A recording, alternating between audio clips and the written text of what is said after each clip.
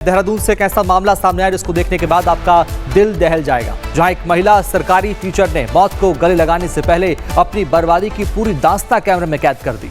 लेकिन ये वीडियो सामने आया तो कुछ दिनों के बाद, 2 दिनों के बाद ये जब सृष्टि का आखिरी वीडियो सामने आया, लेकिन ये सवाल ये कि आखिर कौन था वो शख्स और क्या थी वो वजह जिसने एक हंसती खिलती बेटी को इतना बड़ा कदम उठाने पर मजबूर कर दिया। आखिर इस वीडियो के पीछे क्या राज है, देखिए इस रिपोर्ट में।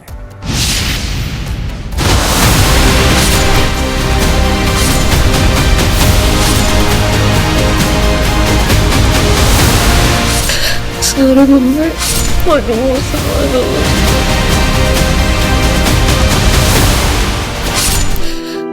ये सिर्फ एक वीडियो नहीं, सारे मम्मी सारी घुटने सारी रुचि मैं ऐसे जा रही हूँ बट अब सब बहुत अजीब सा हो गया। 6 महीने से सह रही हूँ, अब और सहा ही नहीं जाता। इन लोगों की सोच कभी चेंज ही नहीं हो सकती। सिर्फ सुनाते रहते हैं शादी के बाद हुआ, शादी के बाद हुआ। मनोज सरकारी टीचर रही सृष्टि कंडारी की शादी देहरादून के हर्रावाला में सचिवालय में तैनात निजी सचिव सौरभ खत्री से हुई। नवंबर 2025 में हुई शादी के कुछ दिनों के बाद ससुराल वालों ने उसे तरह तरह से प्रताड़ित करना शुरू किया। आरोप है कि ससुराल वाले उसे मनहूस और अशुभ कहते थे और लगातार सताते थे। मायके वालों का आरोप है कि दहेज के लिए भी उसे परेशान किया जाता था।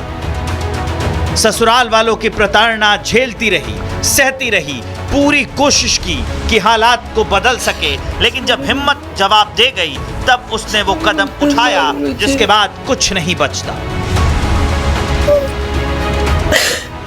मैं ऐसे जा रही हूँ।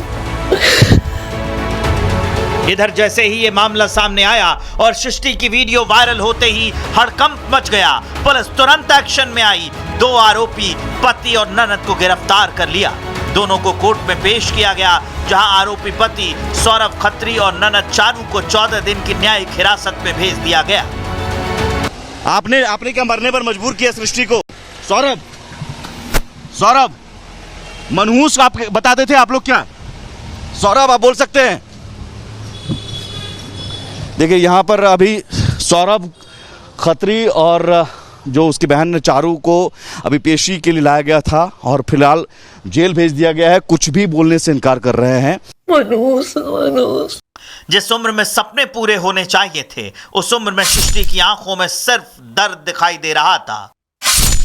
अब सृष्टि इस दुनिया में नहीं है, लेकिन पीछे छोड़ गई है कई सवाल, जिसका जवाब उसका परिवार, उसके अपने और पूरा समाज तलाश रहा है। हाई प्रोफाइल होने के चलते सृष्टि कंडारी की मौत की खबर से उत्तराखंड में हड़कंप मचा है। महिला आयोग ने इस मामले पर स्वतः संज्ञान लिया है और पुलिस अधिकारियों से बात की है। फिलहाल पुलिस पूरे मामले की जांच कर रही है। मौत की वजह, वीडियो का समय और उससे जुड़े हर पहलू की पड़ताल की जा रही है। सृष्टि अब लौट कर नहीं आएगी, लेकिन उसकी आंखों के आखिरी आंसू इंसाफ का इंतजार करते रहेंगे, तब तक जब तक कानून उनके गुनहगारों को उनके अंजाम तक नहीं पहुंचा देता।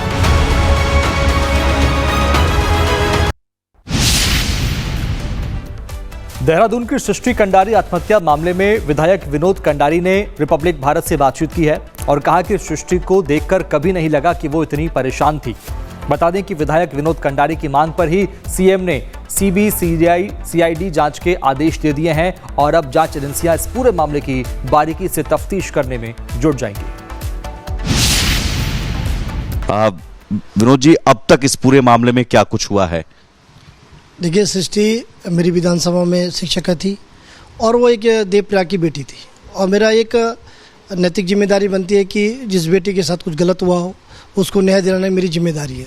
और मुझे, क्योंकि मैं सृष्टि को व्यक्तिगत तौर पे भी जानता हूँ, क्योंकि सृष्टि मैथमेटिक्स की टीचर थी और सृष्टि में एक मेरी विधानसभा में एक भारत दर्शन कार्यक्रम, एक मैं यहाँ के जो हाई स्कूल टॉपर बच्चों को हर साल घुमाने ले जाता हूँ।